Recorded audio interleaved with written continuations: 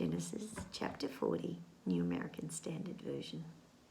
Now it came about after these things that the cupbearer and the baker for the king of Egypt offended their lord, the king of Egypt. And Pharaoh was furious with his two officials, the chief cupbearer and the chief baker. So he put them in confinement in the house of the captain of the bodyguard in the prison, the same prison where Joseph was imprisoned. And the captain of the bodyguard put Joseph in charge of them. And he took care of them, and they were in confinement for some time. Then the cupbearer and the baker for the king of Egypt, who were confined in the prison, both had a dream the same night, each man with his own dream, and each dream with its own interpretation. When Joseph came to them in the morning and saw them, behold, they were dejected. He asked Pharaoh's officials, who were with him in confinement in the master's house, "Why are your faces so sad today?" And they said to him, "We have had a dream, and there is no one to interpret it." Then Joseph said to him, "Do interpretations not belong to God? Tell it to me, please."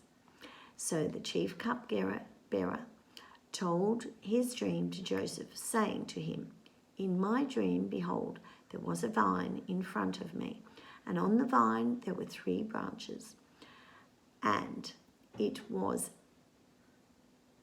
as it was budding, its blossoms came out, and its clusters produced ripe grapes. Now Pharaoh's cup was in my hand, so I took the grapes and squeezed them into Pharaoh's cup, and I put the cup into Pharaoh's hand." Then Joseph said to him, "This is the interpretation of it. The 3 branches are 3 days. Within 3 more days, Pharaoh will lift up your head and restore you to your office, and you will put Pharaoh's cup into his hand as the former practice when you were cupbearer. Only keep me in mind when it goes well for you, and please do me a kindness by mentioning me to Pharaoh and get me out of this prison. For I was in fact kidnapped from the land of Hebrews. And even here I have done nothing that they should have put me into this dungeon." When the chief baker saw that he had interpreted favorably, he said to Joseph, "I also saw a dream, and behold, there was 3 baskets of white bread on my head, and in the top basket there was all kinds of baked food for Pharaoh, and the birds were eating them out of my basket." Then Joseph answered and said, "This is the interpretation. The 3 baskets are 3 days.